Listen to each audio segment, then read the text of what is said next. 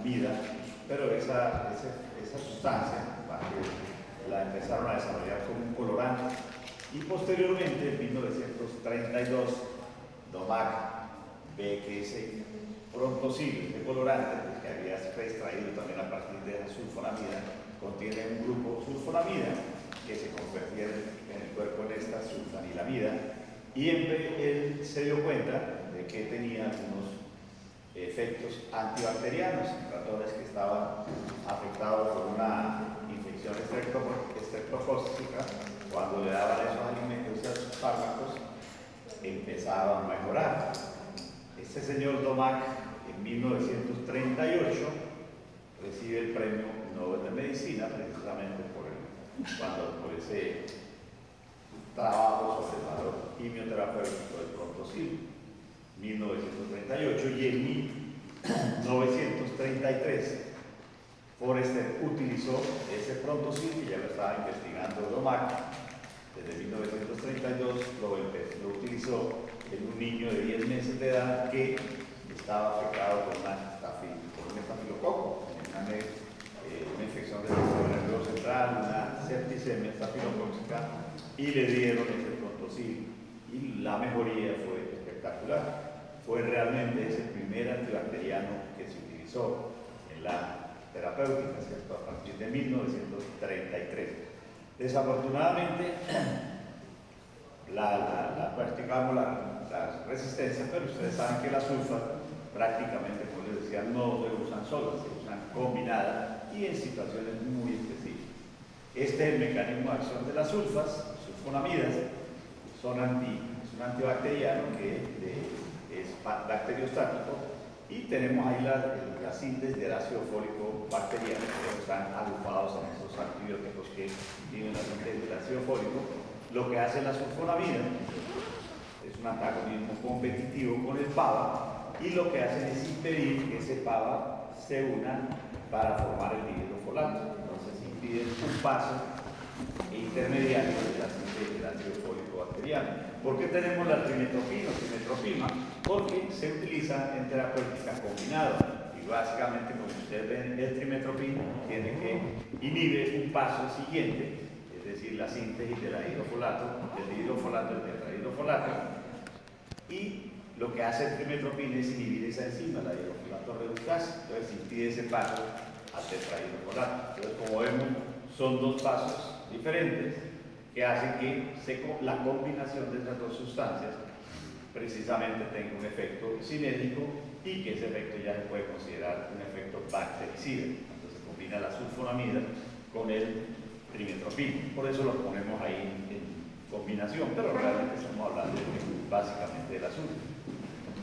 La sulfa, entonces, como ustedes ven, es por su mecanismo de acción bacteriostático, digamos, inhibe la síntesis de ácido fólico, inhibe la incorporación del PABA, ¿cierto?, inhibe la hidrofolato sintetasa, interfiere con la síntesis del ácido fólico, y lo que hacen es ellos impiden la incorporación del PABA al dihidrofolato de forma competitiva.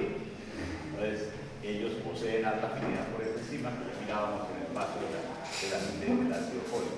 ¿Qué es importante esto de que inhiben en forma competitiva la incorporación del ácido fólico? Porque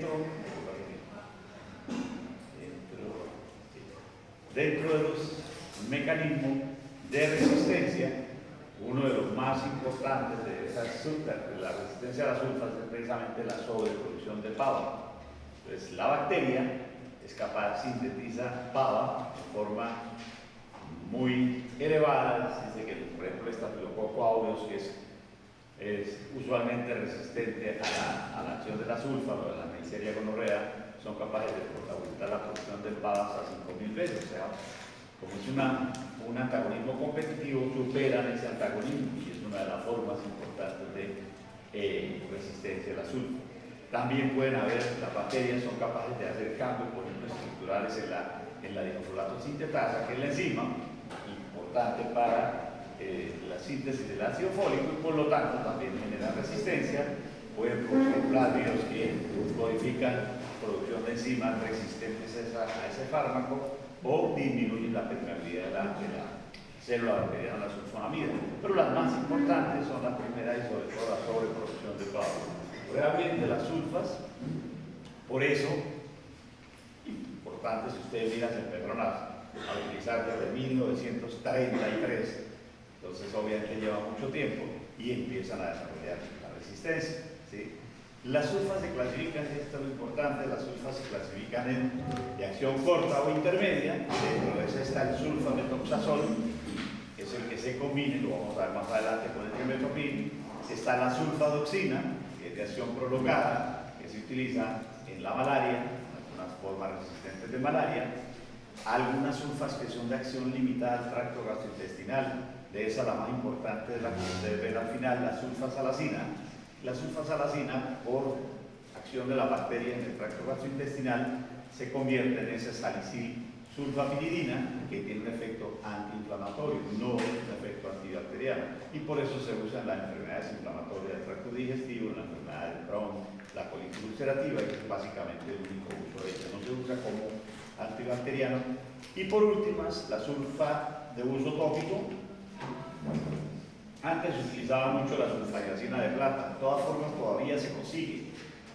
Se utilizaba mucho en las zonas de pacientes quemados, ¿cierto? Para que se cubrían los pacientes con quemaduras extensas para evitar la sobreinfección, inclusive tiene alguna protección contra hongos. Entonces se utilizaba la sulfadiazina de plata y la sulfacetamida sódica, que todavía está, que básicamente se usa tópicamente para manejar problemas de conjuntivitis bacteriana. Algunas de esas presentaciones comerciales que ustedes ven para uso de conjuntivitis, el Lefamide y algunas de esas que tienen esas goticas oftálmicas tienen sulfacetamida sódica, además de que tienen otro corticoide o algo para tratar esas conjuntivitis bacterianas.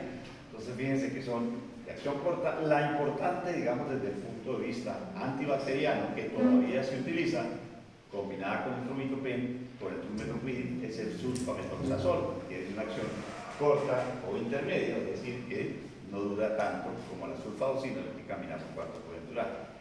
Esta es la actividad antimicrobiana de las sulfas. Ya mencionábamos que la acción larga puede servir para el plasmodium, puede servir para la cardia, la clamidia y algunas bacterias entéricas, como el E. coli, la Klebsiella, la Salmonella, el Shigella, el Enterobacter, son sensibles a las sulfas, pero no se utilizan solas las sulfas, ¿no? Siempre grábense pues que la sulfa sola solamente se utiliza la sulfadoxina en manejo del plasmodium y las que vemos de uso tópico, ¿cierto? Estas se usan para manejar estas infecciones por E. coli, Klebsiella, etcétera, se utilizan asociados al trimethoprim.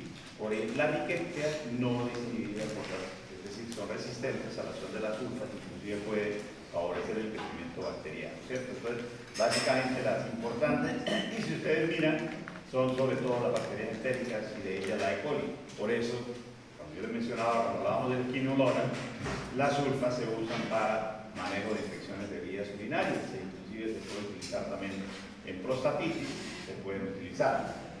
Las otras, digamos, se utilizan más las quinolonas, pero eventualmente en caso de que haya resistencia, etcétera, en niños, por ejemplo, se pueden utilizar las sulfas o el trimethoprim sulfa, que es como se utiliza, ¿cierto? La farmacocinética se utilizan principalmente por vía oral, algunas se pueden utilizar por vía endovenosa, pero fundamentalmente por vía oral, que es la sulfametoxazol, y la de vía tópica, que ya la mencionamos, ¿no? La sulfacetamida, la sulfadiazina, la sulfadiazina de plata. La sulfadiazina de plata todavía, como les digo, se consigue en zonas de manejo de pacientes quemados. Lo que pasa es que la plata puede tener un efecto irritante, y entonces eso puede generar ardor, y obviamente un paciente quemado pues, puede ser molesto, ¿no es cierto? Y hay otros antibacterianos de uso tópico que se están utilizando más, por lo tanto ya no se utiliza tanto la sulfa de plata, pero todavía se ve. En cuanto a la absorción, las sulfas que digamos de acción corta o intermedia, como el sulfametoxazol, se absorben rápido por el tracto gastrointestinal, ¿cierto? Y en forma prácticamente completa, mientras que las de acción prolongada, que se utilizan en el plasmodium, se absorben rápidas, pero se expresan lentamente, por lo tanto pueden tener vidas medias muy largas, ¿no es cierto? Que vemos, por ejemplo, en el caso de la sulfametoxazol, vida media alrededor de 10-12 horas, ¿no es cierto? En cuanto a la distribución, las sulfas sí se distribuyen ampliamente por el sistema nervioso, por el organismo, ¿cierto? Se concentra, yo les mencionaba, están llegando, que en 1933 se utilizó en un niño, que era una septicemia, que tenía compromiso del sistema nervioso central. La primer uso de un antimicrobiano fue en ese niñito, y se concentra en el líquido cefalorraquídeo, líquido peritoneal, pleural, digamos en la próstata también se concentra, menos que por ejemplo en esa zona, pero se puede concentrar y atraviesa la placenta, y eso es importante. Ahora vemos, sobre todo cuando hablemos de los efectos adversos. Cuanto al metabolismo, se metabolizan a nivel hepático y se excretan por vía renal, ¿cierto? Filtración glomerular, fundamentalmente. La alcalinización, por ejemplo, de la orina puede aumentar la excreción urinaria de las sulfas. Entre los efectos vamos a ver que las sulfas pueden producir cristaluria, y alcalinizando a la orina y sobre todo aumentando la ingesta de líquidos también podemos disminuir esa posibilidad de efecto adverso, ¿cierto? Pero por ahí, digamos, no es importante pues que tengamos en cuenta eso de la excreción, no me la tienen que aprender todo. Esto es importante dentro de los efectos adversos. No tienen que aprender, confíen que hay unos efectos adversos que, por ejemplo, las reacciones de tipo hipersensibilidad las presenta cualquier fármaco, le puede presentar, ¿cierto? Náuseas, vómitos, diarrea, en general todos los antimicrobianos producen ciertos malestares, no son bien tolerables desde el punto de vista gastrointestinal, pero eso es frecuente, pero no es tan severo, ¿cierto? ¿Qué es importante dentro de los efectos adversos? Para destacar que pueden producir anemia hemolítica en los pacientes que tienen déficit de glucosa 6-fosfato, ¿cierto? Y el más importante, que tiene que tenerse más en cuenta, es en los pacientes, sobre todo en los pacientes, mira, no está aquí, pero bueno, para ir de acuerdo, entre los pacientes que tienen, sobre todo en los niños, pero más en los pacientes mayores, en los pacientes de edad muy avanzada, el riesgo del síndrome de Stevens-Johnson. Seguramente ustedes han oído hablar, es esa dermatitis exfoliativa que sí puede poner en peligro la vida del paciente, y eso es un riesgo que hace también que las sulfas, metoxazol, se utilicen con mucho cuidado en el paciente mayor. Entonces hay otras alternativas y es preferible no utilizarlo de entrada. Y lo que les mencionaba, en cuanto a los niños recién nacidos, las sulfas compiten con la unión con sitios de unión con la bilirrubina, entonces pueden desplazar la bilirrubina del niño, ¿cierto? Y la bilirrubina se puede acumular, depositar en los ganglios basales y producir el kernípteros, ¿sí? Entonces es un riesgo con las sulfas. Por eso las sulfas no se deben utilizar en el último mes o en el último trimestre mejor del embarazo, ¿cierto? Se pueden utilizar antes, pero no en el último trimestre, ¿sí? ¿Okay? Por el riesgo del kernípteros, que sí es una complicación importante. ¿Quién se le quedó la bata? A mí. ¿Ah? A mí. ¿Cómo les fue a la Yo le hice la mía. Bueno, fiebre de No nos sorprende, Natalia. Era Natalia, por molestarla. ¿Cierto? Muy bien, entonces destacamos síndrome de Stevens-Johnson y kernípteros, ¿cierto? Bueno, y lo que mencionaba que el uso de estas sustancias, de estos antibacterianos, realmente la combinación, o sea, nosotros utilizamos, y ustedes seguramente han oído hablar del Bactrim, es un fármaco, un nombre comercial muy conocido, que es la combinación de sulfametoxazol con cotrimazol con el trimestoprim. Al principio veíamos, cuando ustedes, yo les mando las diapositivas, ¿cierto?, que las sulfas actúan inhibiendo competitivamente la incorporación del PABA, y el trimetropina actúa inhibiendo la dihidrofolato reductasa. Entonces actúan a dos niveles de la síntesis del ácido fólico bacteriano. Por eso tienen un efecto cuando las sulfas con el trimetropin se consideran bactericidas, ¿cierto? Porque mientras que las solas sulfas se consideran bacteriostáticas, ¿ok? Entonces es una sinergia, ese efecto sinérgico te dice que entre el trimetropin y sulfametoxazol. Porque fíjense que, bueno, lo que les mencionaba, que el trimetropin inhibe la hidrofolato reductasa, inhibe el paso del ácido hidrofólico al tetrahidrofólico en la síntesis bacteriana, ¿cierto?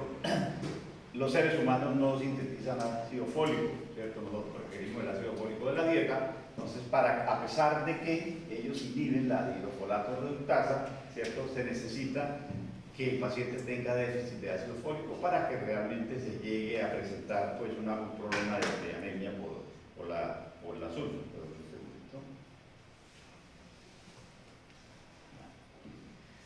Ok, entonces ese es el mecanismo de acción, que es un mecanismo de acción sinérgico junto con la sulfa, ¿cierto? A diferencia de las sulfas como tal, el espectro de acción se amplía, ¿cierto? La actividad antimicrobiana, hay algunos que son generalmente susceptibles, fíjense que no son los más comunes, ¿no es cierto? Pero de la susceptibilidad variable está el resto de los gérmenes, por ejemplo, Streptococcus pneumoniae, Staphylococcus aureus, enterococos, E. coli, etcétera, Klebsiella, Salmonella, Hemófilos, influenza, es muy variable la susceptibilidad.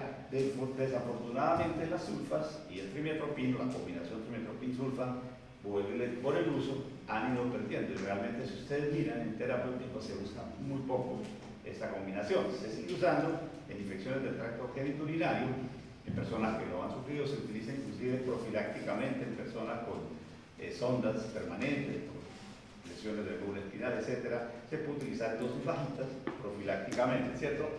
Y por ejemplo, si es resistente, desde la pseudomonas, el Mycobacterium tuberculosis, el Mycoplasma son resistentes usualmente. Curiosamente, a pesar de que el Staphylococcus aureus me llama la atención, el Staphylococcus aureus, ¿cierto?, es resistente. Ustedes ven que el Staphylococcus y las pseudomonas son los gérmenes problema, ¿no? ¿Cierto? Pero el Staphylococcus aureus meticilino resistente, el Goodman and Gilman lo tiene como una alternativa, obviamente después de todos los que tenemos para el Staphylococcus aureus meticilino resistente, la posibilidad de utilizar trimetropin sulfamethoxazol. Es curioso, en ese caso se puede utilizar como alternativa, a pesar de que uno encuentra que es resistente al Staphylococcus aureus. Y básicamente, pues obviamente que sigue siendo el problema la resistencia, por eso han salido la nimesulida, quinopristina, dalfopristina, etc. ¿Cierto? Entonces, a diferencia de las sulfas como es un antagonismo competitivo, para los que estaban allá contestando psicópatas, un antagonismo competitivo, las sulfas, por el PABA, la incorporación del PABA, pues las sulfas sí pueden generar resistencia a partir de aumentarla o a producir en forma y cantidades importantes PABA, entonces superan ese antagonismo competitivo. En cambio, con el trimetropin, básicamente los mecanismos de resistencia, el más importante de las sulfas es eso, sobreproducción de PABA, en esto es más cambio en la permeabilidad y también alteraciones en la de hidrofolato reductasa, que es la enzima blanco del trimetropin. ¿Okay? En general, el trimetropin sulfamethoxazol se administra por vía oral, se puede administrar por vía endovenosa en algunas situaciones, pero básicamente por vía oral. Y ustedes ven que la formulación, la relación trimetropin-sulfa es de 1 a 5, es decir, por ejemplo, si tenemos presentaciones comerciales de 80 miligramos de trimetropin por 400 miligramos de sulfamethoxazol, o la que se llama Bactrim Forte, ese es un nombre comercial, hay muchos nombres comerciales obviamente. Por ejemplo, el Bactrim Forte es la dosis doble, 260 miligramos de trimetropin por 800 miligramos de sulfamethoxazol. Y, digamos, en situaciones en las que amerite, pues obviamente que se utilice esa dosis mayor, ¿no es cierto? En cuanto a la distribución, se distribuye por todo el organismo, la distribución, digamos, a nivel de líquido cefalorraquídeo es 40%, no es tan alta, pero de todas formas se distribuye en el cefalorraquídeo y se puede distribuir en todos, en riñón, pulmón, esputo. Acuérdense que en el espectro de acción también está el neumocistis, ya no le llaman carrínico, es que se llama ahora, le dan nombre. Hiroichi. En todo caso, es el neumocistis. En eso puede servir la trimetropin sulfa, es una alternativa, y también a nivel del líquido prostático. Entonces, en prostatitis también, si el paciente no tolera o no utilizamos las quinolonas, una alternativa es utilizar la combinación trimetropin sulfa. Cuando ustedes vean en terapéutica, en prostatitis se dan tratamientos prolongados, 3-4 semanas al manejo de la prostatitis, entonces esto puede ser mejor tolerado que la quinolona.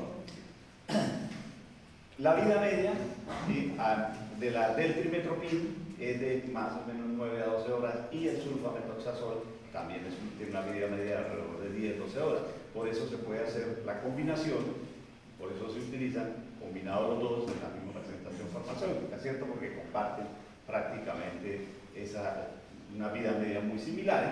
Igual se excreta por vía renal. En general la principal vía de excreción es la secreción tubular, ¿sí? También algo de excreción biliar, pero fundamentalmente es secreción tubular. Y la vida media de 9 a 12 horas, eso permite que se combine, como les mencionaba.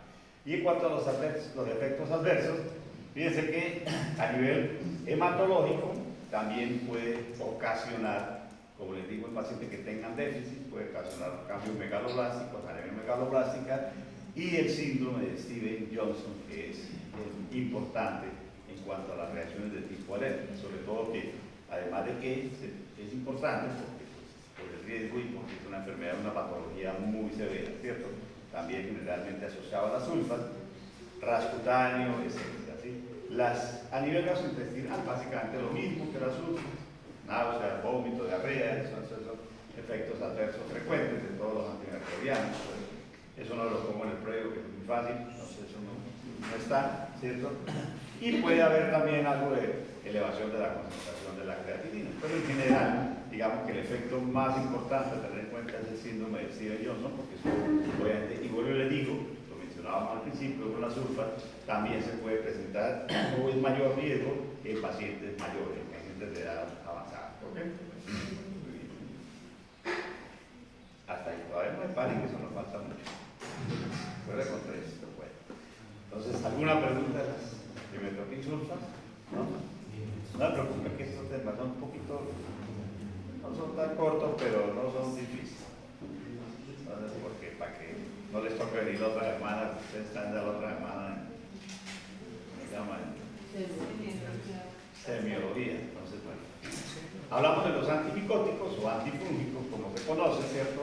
Se dividen, o hay 3 tipos, digamos, que clasifican en los fármacos sistémicos, que se utilizan para infecciones sistémicos, los antimicóticos sistémicos para infecciones mucocutáneas y fármacos tópicos para infecciones mucocutáneas, ¿cierto? Los primeros, obviamente, los que se utilizan, los fármacos sistémicos para infecciones sistémicas, son los fármacos que se usan generalmente en todas las infecciones micóticas que vamos a ver, ¿cierto? Vamos a mencionar, son infecciones asociadas a patologías en las cuales se presente inmunosupresión, ¿cierto? O sea, una aspergilosis, una mucormicosis, etcétera, son infecciones que no se presentan en las personas que tenemos un sistema inmunológico competente. Se han asociado mucho, obviamente, al SIDA, ¿cierto? Y también, si ustedes leyeron, miraron por ahí las noticias y todas las noticias médicas, con la pandemia, ¿cierto? Se utilizaron dosis de pronto altas y a veces no adecuadas corticoides, ¿no? ¿De acuerdo? Con muchos pacientes y empezaron a aparecer infecciones micóticas como la mucormicosis, que básicamente se presentan en esos pacientes con inmunodepresión, ¿no es cierto? Con el COVID hubo, pues obviamente que era una patología que no se conocía, entonces se cometieron errores, se cometieron a veces imprudencias, pero lógicamente que siempre con la mejor intención, y uno de esos fue el uso de corticoides, que después ya se empezaron a dar cuenta que no era para todos los pacientes, ¿no? Inclusive la gente utilizó corticoides, la dexametasona se acabó, ¿no? Cuando empezó la pandemia del COVID, se acabó la dexametasona, se acabó la ivermectina y acabó la claricomicina. No había acetaminofén rojo y papel higiénico. Yo no sé qué es papel higiénico. Pero se acabó el papel higiénico. No había. Yo veo porque quién inventó como papel higiénico. Tal vez para sonar. Pero no se encontraba eso. Muy bien. Entonces, dentro de antimicóticos sistémicos está este primero, que es la fotericina B. La fotericina B es un macrólido, como dice, se usa únicamente por vía endovenosa, únicamente, con una excepción que indica la B, ¿no? ¿Cierto? La anfotericina B también liposomal la anfotericina B liposomal es bastante costosa, pero básicamente que es un macrólido, y lo que hace la anfotericina B se absorbe muy poco por vía oral, muy pobre la absorción, se usa únicamente como entidad endovenosa, se distribuye bien, la concentración de líquidos cefalorraquídeos no es muy alta, de 2 a 3%, cuando hay alguna patología de una infección meningia por micosis, por hongos, hay que utilizarla por vía intratracal y se puede utilizar, pero básicamente se usa únicamente por vía oral.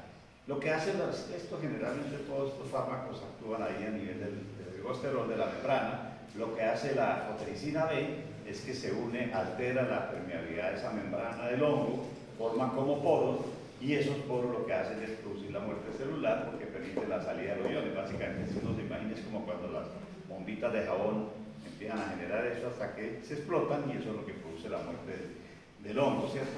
Se puede haber resistencia a la fotericina B, y básicamente porque se disminuye el ergosterol, que es donde se une la fotericina B, ¿cierto? Y lógicamente entonces se disminuye la afinidad de ese fármaco por el ergosterol, y por lo tanto se puede generar resistencia, ¿cierto? Pero no es tan importante. ¿Qué es importante en la fotericina B? Los efectos adversos. Eso incluye escalofrío, fiebre, espasmos musculares, cefalea, hipotensión. Se dice que prácticamente el 100% de las personas que se les coloca fotericina B lo presentan, ¿cierto? Y el daño renal, con dosis acumuladas grandes de 4 gramos, también pueden llegar a tener daños renales irreversibles. Pero los primeros sí son muy frecuentes, el daño renal no, ¿no es cierto? Cuando se coloca la fotericina B, obviamente esos fármacos son fármacos que se utilizan en pacientes con cuadros severos, en los cuales se pone la vida del paciente en peligro, ¿cierto? Se puede, digamos, lo que es la escalofrío, la fiebre, la hipotensión, se puede disminuir administrando solución salina previamente, antes de la aplicación de la fotericina B. La aracnoiditis se puede también presentar cuando se administra por vía intratecal. Obviamente se tiene que corregir, el paciente seguramente con corticoides, etcétera, se puede utilizar en caso de que se presente la aracnoiditis. Pero los efectos esos adversos sí son bastante frecuentes, y obviamente que los escalofríos, fiebre son bastante molestos para el paciente. En cuanto a la actividad antimicótica, es un antimicótico de amplio espectro, ¿cierto? Sirve para cándida, criptococo, histoplasma, blastomyces, coccidioides, aspergillus, ¿cierto? Fíjense que todas esas micosis, lo mencionábamos al principio, que son fármacos de uso sistémico para micosis sistémica, y fíjense, ustedes ven, todas esas micosis son oportunistas, ¿no es cierto? Incluida las infecciones por Candida albicans. De hecho, cuando una persona, las mujeres, las candidiasis, sobre todo en las mujeres, candidiasis vulvovaginal, sí no significa que haya ninguna patología de inmunosupresión.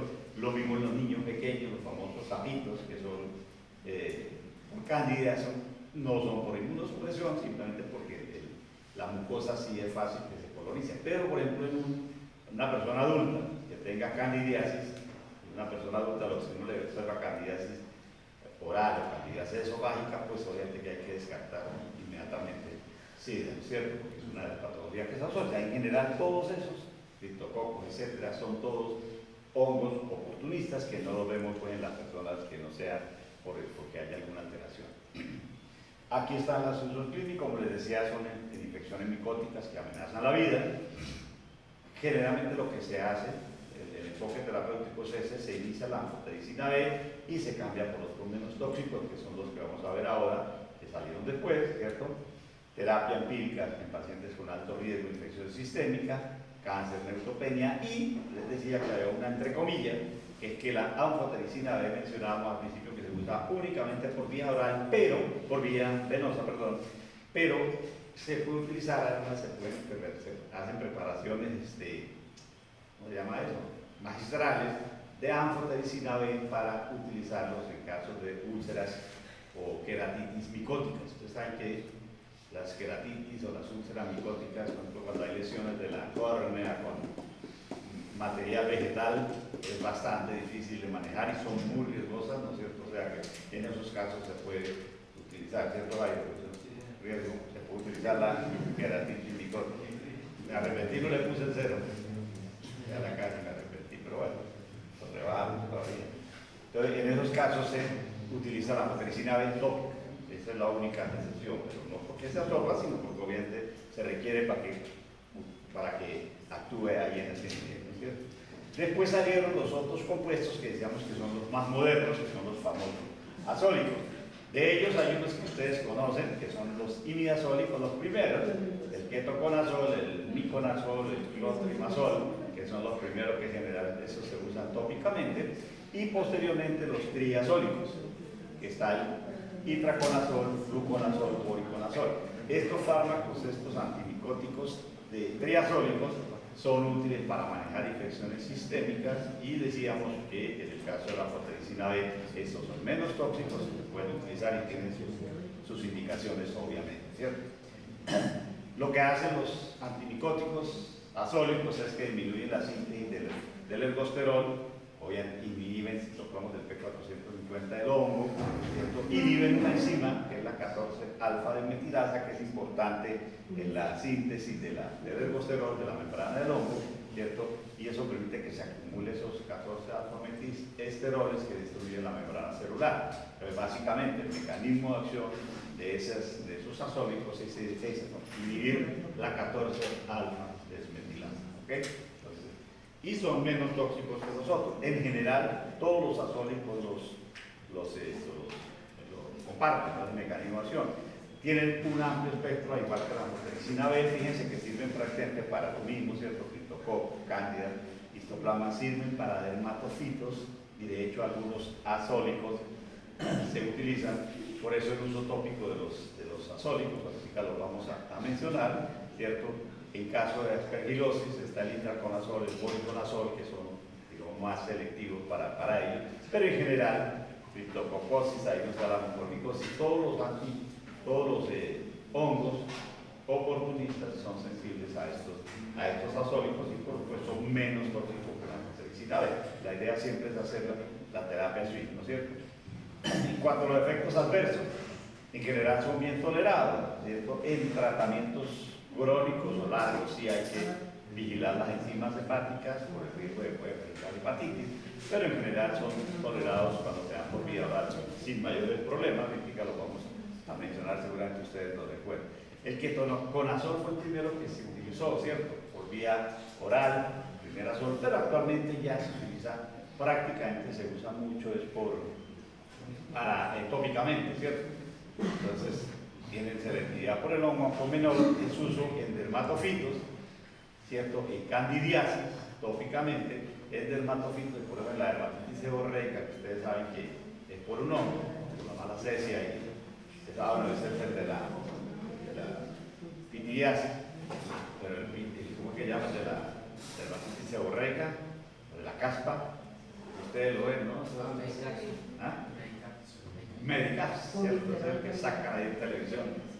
Para el hongo, Medicas, champú, ese es el itraconazol tópico, en forma de champú. Obviamente que la presentación comercial o la forma farmacéutica permite que se utilice fácilmente, ¿cierto? Porque sería muy incómodo aplicarse una crema en el cuero cabelludo. En cambio, el champú permite que se utilice así fácilmente. No penetran bien a los líquidos o a la raquídea, realmente penetran muy poco. Entonces, se usan únicamente y básicamente están usando como manejo tópico. El itraconazol está disponible para administración oral y también intravenosa. En general los antimicóticos, la absorción sube mejora con la comida, ¿cierto? El itraconazol penetra muy poco al líquido cefalorraquídeo, ya vamos a ver cuál es el que se utiliza, y estos son el itraconazol es de elección en esto: histoplasma, plascomisis, esporotris y aspergillus. Son, digamos, el esquema, los hongos más sensibles al itraconazol, pero no penetran líquido cefalorraquídeo. Y el boriconazol es tratamiento más, digamos, que para la aspergilosis está ahí al final, ¿cierto? Entonces el itraconazol es útil para la aspergillus, pero el boriconazol es, digamos, como el mejor para el tratamiento de la aspergilosis, ¿ok? Menos tóxico en caso de una aspergilosis, obviamente que si el paciente está muy riesgoso, se puede utilizar fotericina B y posteriormente se manda boriconazol. Entonces, digamos que el fármaco de elección para la aspergilosis invasiva es el boriconazol, aunque el itraconazol tiene actividad, ¿cierto? Y por supuesto la aflorexina B. Entonces tiene muy similar espectro, pero más específico contra la aspergilosis invasiva. Y el otro es el fluconazol, que seguramente si no debo nombrar más, porque se utiliza en candidiasis, también en la candidiasis vulvovaginal. Se recomienda la dosis única de fluconazol y siempre se recomienda tratar a la pareja, ¿no? Entonces usted ve que el sexo masculino es como reservorio, pero para evitar precisamente la residuo, las candidiasis vulvovaginales en las mujeres, en las niñas, aún en niñas que no han tenido relación sexual es muy frecuente, pues obviamente por las características de la mucosa vaginal, ¿cierto? Maracero, etcétera, puede favorecer eso. Entonces, pero la ventaja, o cuál es la gran fortaleza del fluconazol, que penetra al líquido cefalorraquídeo. Digamos, si los anteriores, citraconazol, fluconazol no, pues este es el fármaco de elección en la criptococosis benigna, ¿no? El fármaco, ahí sí le sale en el previo, no que le pueda contar eso. Entonces, y aspergilosis, formicosis, entonces fármaco de elección fluconazol. La gran ventaja con respecto a los otros es eso, que penetra bien al líquido cefalorraquídeo. Y los otros son los antimicóticos sistémicos para infecciones mucocutáneas, ¿cierto? De eso seguramente lo vemos la glicerofulmina y la terbinafina. Tal vez el más utilizado es la terbinafina, ¿cierto? Tiene algunas ventajas, sobre todo, por ejemplo, para manejar el fluconazol se usa mucho para manejar candidiasis, pero también se utiliza mucho para manejar onicomicosis. Seguramente que ustedes en terapéutica, cuando roten por dermatología, van a ver que las patologías más difíciles de manejar son las micosis en las uñas, ¿no? Son micosis, esas onicomicosis son muy difíciles, es difícil el tratamiento, es difícil la curación. A veces hay que dar tratamientos muy largos, que utilizamos el fluconazol en pulsos semanales, se da una vez a la semana, en casos de onicomicosis de las manos, 6 meses, y en las pies hasta de 9 meses hasta 1 año, ¿cierto? O sea, toda la semana la persona tiene que tomar una capsulita de fluconazol. Ahí sí hay que estar vigilando las enzimas hepáticas. Y la terbinafina, más adelante la terbinafina, es útil porque se puede dar tratamientos un poco más cortos en el caso de onicomicosis, el tratamiento de 12 semanas, más o menos 3 meses, entonces digamos menos el problema, sobre todo de la adherencia al paciente. La glicerofulmina, como ven ustedes, la ventaja que tiene la glicerofulmina es que se deposita en la queratina y puede tener cierta protección para nuevas infecciones, ¿cierto? En la onicomicosis tiene que ir mucho más tiempo. El problema de los hongos, por ejemplo, que son las dermatofitosis, las Tinea pedis, la Tinea cruris, son muy frecuentes en personas que viven en zonas donde haya una gran humedad o donde estén expuestos a una humedad. Entonces, esa es la patología importante de las personas porque trabajan en lavado de carros, ¿sí? Las personas que viven en el monte con botas, y si son botas plásticas, así que peor. Entonces, esas boticas, puede ser la enfermedad de los soldados y los guerrilleros, ¿cierto? Eso, los guerrilleros sufren mucho de esas. Cuando yo estuve haciendo el ruradito en San Vicente de Chubrí, mi pueblo, entonces allá íbamos y veía muchos guerrilleros, se llegaban con esas micosis, había uno que era de guerrillero, uno tenía que preguntar, los guerrilleros tienen 2 cosas, los pobres soldados también porque están en el mismo sitio, ¿no es cierto? Que sufren de hongos y otra cosa. ¿Ah? No. El doctor Diego nos contó. No. El Diego es mucha paz, de Recueca. De Cueca. Tienen uno. Yo, mientras que van mirando ahí como para que descansen. Un amigo mío fue secuestrado hace años, cuando estaba de modo abundante los secuestros. Estaba hace años y a mí me tocó, fui seleccionado por la guerrilla para ser el negociador del secuestro de mi amigo. Entonces a mí me tocó ir a llevar la plata y a rescatar a mi amigo por allá a la serranía en Perijá. Y entonces cuando íbamos en el jeep se subió el guerrillero, con lo que se subieron 2 para que llegáramos más arriba. Y por ahora les digo que tienen una. Pero pues obviamente viven imagínense, ¿no? sudan mucho y la humedad, que obviamente que es así. Muy bien. Entonces lo que les decía, la terminafina también se une a inhibe una enzima que es esa epoxidasa escualena, también la síntesis de ribosterol, la acumulación de esos escualenos que permite también la destrucción del hongo, ¿no es cierto? En onicomicosis, lo que les mencionaba, se puede utilizar en 12 semanas. Estamos hablando más corto. Otra cosa importante de los antimicóticos es que se usan, se recomienda administrar con el estómago lleno. Digamos, las comidas grasas o en general los alimentos favorecen la absorción de los antimicóticos, ¿cierto? Y la nistatina, que seguramente ustedes la han oído mencionar, es activa contra especies de cándida. De hecho es un macrólido poliénico, el cual pareció a la fotericina B, pero si esto es solamente de uso tópico, ¿cierto? No se absorbe por vía oral. Se puede utilizar a veces a las personas, desde pronto han visto que le mandan la nicostatina o la nistatina oral para que la persona haga como una especie de enjuague, pero el efecto es tópico en esas aftas o faringes. En los niños se puede utilizar en forma de enjuague, ¿cierto? Y también para la candidiasis esofágica, pero no por el efecto sistémico, sino por el efecto local, no se absorbe. Y en la candidiasis vaginal se utiliza también tópicamente, hay cremita vaginal de nistatina para esas candidiasis vaginales, que son bastante frecuentes y sobre todo la recidivas, ¿no es cierto? Y los otros, sí, estos son muy conocidos por todos, que es el clotrimazol, el miconazol, el ketoconazol, que se usan tópicamente. Esos son azoles tópicos. Casi hay bastantes presentaciones comerciales que tienen esos clotrimazol, etcétera, combinados con otros, ¿no? Hay esos triconjugados que tienen antimicótico, antibiótico y un corticoide, ¿no? A veces es necesario utilizarlo, no es lo ideal, ¿no es cierto? Pero no es fácil a veces. Lo ideal es que uno pueda hacer un raspado, un KOH y aislar el hongo, pero a veces el paciente o ustedes están en un pueblo y el paciente tiene un cuadro, una tiña con una zona muy exudativa, de pronto muy inflamatoria, de pronto es bastante probable que tenga una sobreinfección bacteriana, entonces a veces se toca, hay necesidad de utilizar los triconjugados, pero no es lo usual. Y el ketoconazol ya lo mencionamos que es útil el famoso Medicaps, champú, entonces es útil en eso, ¿ok?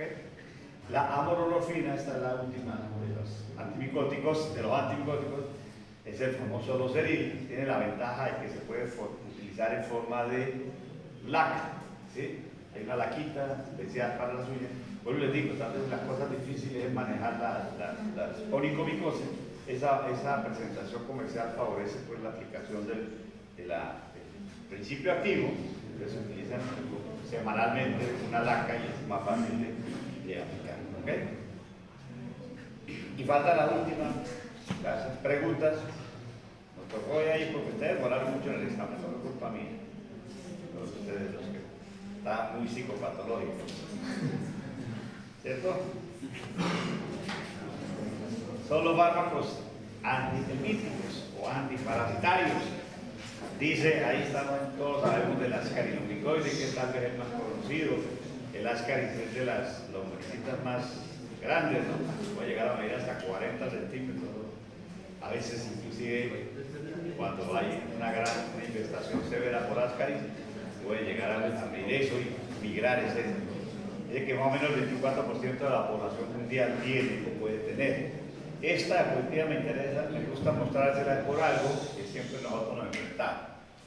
Dice que esto es la Universidad de Antioquia hizo un estudio y ellos sacaron estas conclusiones. Por ejemplo, que cuando hay un alto riesgo de parasitosis, cuando la prevalencia de los parásitos es mayor del 50%, dice que Chocó, en Sucre, en el Baupés, ellos recomiendan desparasitación masiva 2 veces al año. Y en esa zona, porque es una prevalencia muy alta, entonces recomienda darle a los niños escolares, etcétera, su antihelmíntico 2 veces al año. Cuando es una media, más o menos entre 20 y 50% de prevalencia, tienen como ejemplo Antioquia, se recomienda desparasitación masiva 1 vez al año. Y cuando es bajo, no se recomienda desparasitación masiva, se recomienda el tratamiento cuando el niño o el paciente requiere, ¿cierto? ¿Por qué les digo esto? Porque a veces es muy frecuente, inclusive cuando hacía yo consulta de copetrol, iba la mamá con el niño niño de 20 años, ¿no? Estaba con el niño para que me mandara una purga porque yo estaba a estudiar medicina, ya medicina era bastante, la biología era muy pesada, entonces lo purgan al pobre chino cada 2 meses. No es necesario, no se fíjen que eso es la recomendación que se dice.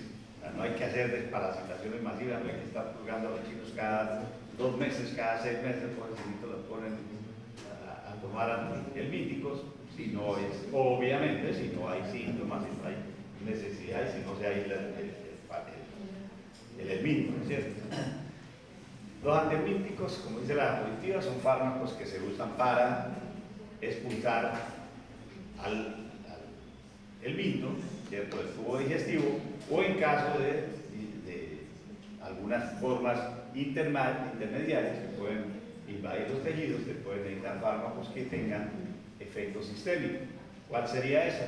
La neurocisticercosis, cada vez, afortunadamente, ¿no es cierto?, ya el cerdo era el implicado en la neurocisticercosis, toda la gente no come cerdo, ¿no? Los cerdos de ahora, esos ya los crían en unos ambientes, mejor dicho, elegantes, ¿no? Esos son jaulas, esas cosas. Usted, antes la cantidad de grasa del cerdo, el chicharrón era una cosa así grande, ahora es esto, ¿no? Esos cerdos que crían son cerdos ya realmente no hay, pero toda la gente tiene esa cosa, ¿no es cierto?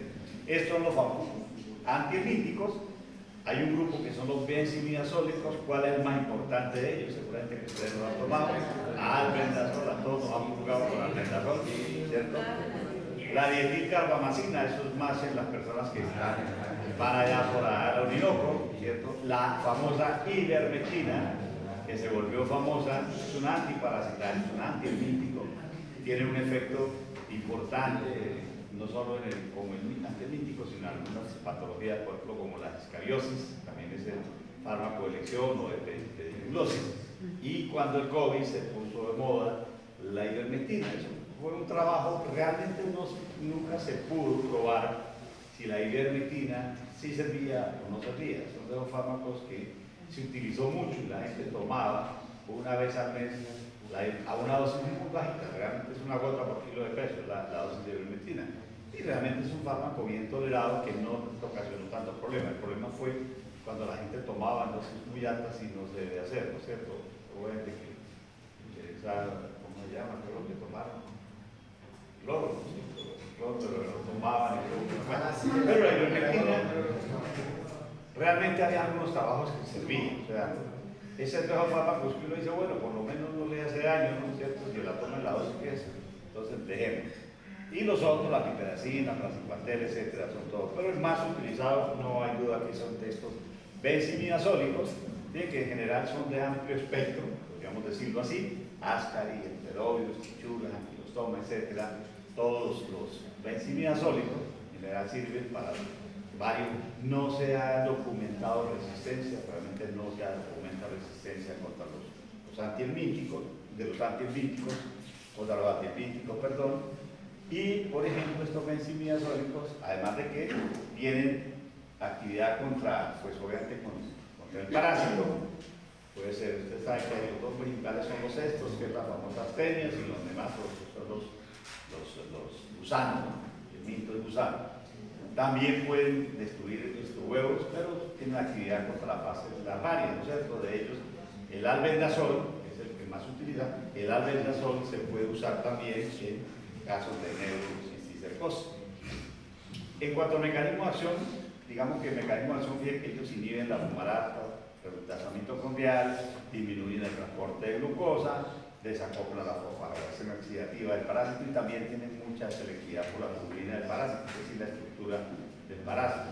Prácticamente lo que ustedes miran es que el parásito, podemos decirlo, que muere de inanición y es destruido, ¿no es cierto? ¿Por qué es importante? Las mamás todavía tienen esa creencia, ¿no? Antes los chicos de antes los purgaban con alcohol y un poco de sustancias que todavía se usan, ¿cierto? Y que realmente esas sustancias lo que son es laxantes.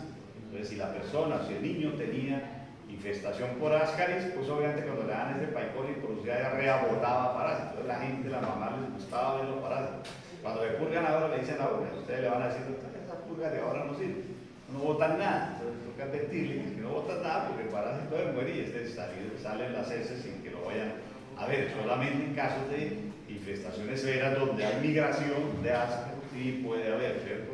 Ahí puede inclusive, nosotros atendimos un niño con una infestación severa por ascaris que hizo como hay migración, hizo prácticamente un nudo y hizo una obstrucción intestinal, ¿cierto? Entonces en esos casos sí puede uno ver, y en esos casos inclusive no se recomiendan esto al metronidazol, ¿cierto? Bueno, en cuanto a digamos que el albendazol tiene la ventaja de que se concentra en los tejidos, se puede utilizar, para que ustedes vean, el albendazol en neurocisticercosis, a diferencia de los otros, ¿cierto? Y aquí están los usos terapéuticos de todos los benzimidazoles. Ustedes ven, sirven en larva migrans, sirven en ascaridiasis, tonsurios, albendazol en ascaris, etc. Y, como les mencionaba, neurocisticercosis. Hace unos años el fármaco de elección, inclusive en Goodman todavía lo menciona como fármaco de elección para la neurocisticercosis, praziquantel, pero en nuestro medio se utiliza realmente el albendazol. Obviamente ya no es la dosis única que ya se da para la parasitosis, sino son dosis de 14 días. Pero, perdón. En cuanto a los efectos adversos de eso, digamos que son bien tolerados, todos lo hemos tomado el albendazol, no es mayor cosa, no da diarrea ni nada, pero es importante destacar que tienen potencial teratogénico. Entonces, en caso de embarazo, sí es mejor, salvo pues que haya un riesgo, pero menos se recomienda otro que vamos a ver ahora, no se recomienda el uso de antiparasitarios en la mujer embarazada porque tienen potencial teratogénico. Entonces, si una persona tiene parásito, pues puede esperar perfectamente a que se termine el embarazo para ahí sí tomarse la purita y no correr un riesgo, una patología que de pronto no es tan importante, ¿no es cierto? El palmoato de pirantel, ese es útil para uncinaria y también, digamos que dice que es un efectivo hasta para el 90-100% para ascaris y oxiurus, o sea que es una buena alternativa, está en nuestro medio, todavía se consigue, pero fíjense que lo que hace es el mecanismo de acción del palmoato de pirantel es una acción nicotínica, produce una parálisis espástica. ¿Por qué es importante eso? Al producir parálisis espástica puede favorecer la migración del parásito. En caso de infestación severa, donde si una persona, por ejemplo, que el motivo de consulta sea porque expulsó un parásito, ¿cierto? Seguramente uno asume que hay una infestación severa, pues no, se debe evitar eso por el riesgo de que migre, ¿no es cierto? Que una migración, la migración puede obviamente puede ocasionar hasta colecitis, ¿no? Cálculos, o sea, comportarse como un cálculo y afectar la vesícula.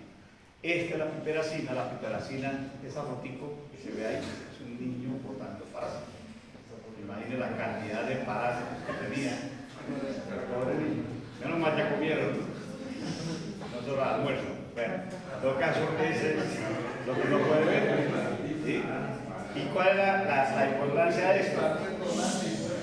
Que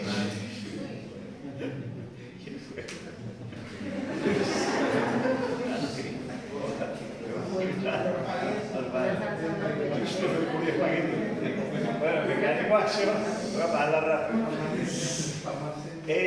La piperacina es, digamos, que tiene un bloque, eso produce un bloqueo neuromuscular de tipo parálisis flácida. Es la piperacina, digamos, que podría ser la indicación en caso de posible migración de ascaris. Entonces, digamos que sería el fármaco de elección de ascaris, donde haya una infestación masiva porque disminuye el riesgo de migración, ¿cierto? Y también, en caso de que sea necesario en la mujer embarazada, menos riesgo de teratogénico es la piperacina, ¿ok? La ivermectina famosa, la menciono sobre todo, la ivermectina sirve, es un antiparasitario, como les digo, sirve para la escabiosis, pero pues en caso de que ustedes, algunos no sabemos si de pronto van a trabajar por allá en el Orinoco, el río Micay, etc. Entonces, van a ver la oncocercosis, cierto, es útil lo que hace la ivermectina, produce activación de los canales de cloro, hiperpolarización, produce una parálisis tónica del parásito y es útil sobre todo en este caso en la oncocercosis, que es tal vez el fármaco de elección de la ivermectina, pero sirve para nosotros. Como yo les digo, todavía, si ustedes miran, y les dejo eso de tarea, No, mentira de tarea, no lo va a apretar de previo, pero mi curiosidad más bien, que hay muchos artículos en cuanto a la ivermectina. Personalmente, yo tuve la experiencia de pacientes con personas que estaban con el COVID, con cuadros ya muy severos, y me decían, pues, hombre, mandémosle ivermectina y mejoraba, ¿cierto? Sí, no hagas ni sí mejoraba, incluso yo, mejoraba. Entonces, dice uno, puede ser, ahí sí como dicen los epidemiólogos, esos son observaciones, ¿cómo que llaman ellos? Observaciones ocasionales. Entonces eso no, pero bueno, por lo menos no hace daño. Lo importante que uno le va a decir tome corticoides, no, aplique esto pues. Pero todavía hay mucha divergencia en cuanto a si sirve o no sirve, por lo menos uno dice bueno, nomás. En cuanto se utiliza por vía oral, puede producir la reacción en cuanto a oncocercosis, que es una reacción inmunitaria a las microfilarias que mueren. Esa es la reacción de Mazzotti, que se la estudia y se administra por vía oral. La dosis es muy sencilla, ¿no? Una gota por kilo de peso. También se usa en veterinaria, ¿no? Todos estos míticos se utilizan en veterinaria, no se preocupen que sí se usa. La niclosamida es de elección para los estos, ¿no? Que son los parásitos, los remiltos planos, que es la tenia solus, la tenia saginata, etcétera, que lo que hace la niclosamida es que daña, acuérdense que los parásitos los cestos se unen al intestino, ¿sí? Y ahí a la pared intestinal y ahí empiezan, por lo llaman la famosa solitaria, ¿no? Cuando el niño no engorda le dicen que tiene una solitaria, ¿cierto? Lo que hace es que bloquea la captación de glucosa y daña el escoles, que es el sitio donde se une el cesto y puede ser expulsado, ¿no es cierto? Eso es la ventaja de la niclosamida. En nuestro medio se consigue también. Estados Unidos también la menciona, que son para los. Y el praziquantel, que era el fármaco de elección en neurocisticercosis, aunque aquí utilizamos el albendazol. Básicamente lo que hace el praziquantel es que favorece, digamos, la permeabilidad del calcio y produce parálisis espástica del herminio. También el praziquantel puede dañar el aparato de succión de las tenias y favorece la expulsión. Por eso digamos que no se utiliza tanto. Digamos que la niclosamida es el de elección en caso de tenias. ¿Okay?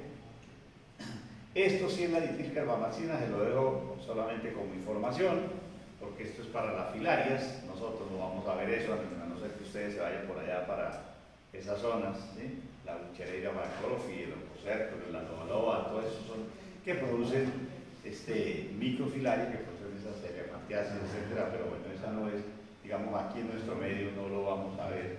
De todas formas, pues está ahí como un fármaco de los antihelmínticos, simplemente para mencionar. Lo mismo la nitazoxamida. La nitazoxamida sí tiene una ventaja, es que además de que es un antiparasitario de amplio espectro, ¿cierto?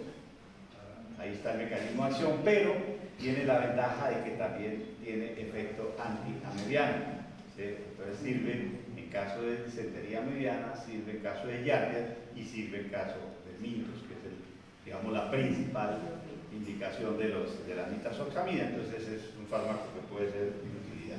¿Okay? Y ya para finalizar, no nos falta sino unas 20 diapositivas. Entonces, mira, esto es fácil. Son las amebiasis. ¿Por qué rapidito? Porque todos la conocemos, ¿cierto? ¿Quién no ha sufrido de amebiasis? En nuestro medio es tanto así que, por ejemplo, el metronidazol, que en algunos esquemas terapéuticos del Helicobacter pylori lo usan.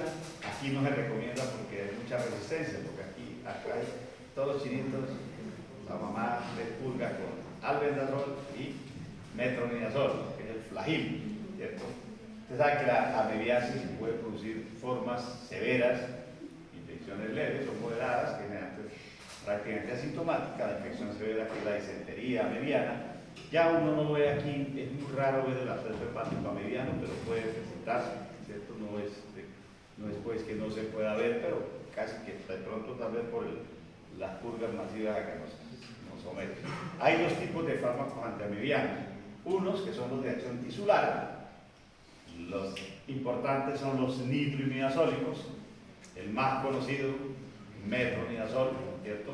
Por ahí ustedes lo nombraron en alguna de las correlaciones, porque el metronidazol no sirve solo para minas, también tiene efecto anaeróbico, ¿cierto? Entonces por anaerobios es útil el metronidazol, pero básicamente lo que es la gemetina, la idometina, fue retirada del mercado porque era muy cardiotóxica, y la otra es la cloroquina, que ustedes lo mencionaron ayer como antipalúdico, también tiene efecto antiamebiano, pero realmente no se utiliza, se utilizan los nitroimidazólicos.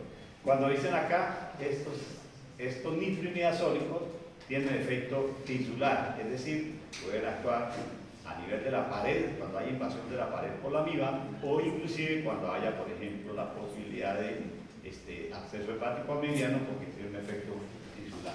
¿Okay? Y los otros son los de acción luminal. Básicamente se usan cuando hay esas infestaciones, esos cuadros leves o moderados. De ellos el más importante, no nos interesan los otros, graves, casi que es el único que está disponible en el mercado, que es el teclosano. Uno de los nombres comerciales es Falmonox. ¿Qué es la diferencia? Que tienen únicamente efecto en la luz intestinal. O sea, aunque el metronidazol puede tener un efecto a nivel de la luz, generalmente es un efecto tisular. Entonces, para dejar, digamos, el teclosán parece que tiene un efecto sobre los quistes de amiga, que no lo tienen los nitroimidazólicos, entonces se usa, pero el único es el teclosán, el no es más. El mecanismo de acción es muy parecido al que ustedes mencionaron ayer de la cloroquina, ¿cierto? Los nitroimidazólicos, como el nombre lo dice, tienen un grupo nitro que es reducido y que se puede intercalar con el DNA del parásito, porque es muy reactivo desde el punto de vista químico y simplemente va a destruir la estructura helicoidal de la amiba, por lo menos, y produce un efecto amedicida, ¿cierto? Entonces, básicamente, ese es el mecanismo de acción del nitroimidazólico. De esto no nos interesa tanto. Una sola cosa quiero mencionarles. No va a decir, no nos menciones de manera la pregunta, bueno, la pregunta no lo pregunto, pero una cosa importante, esto, inhibidor de la aldehído oxidasa. ¿Recuerdan qué es lo que hace la aldehído oxidasa?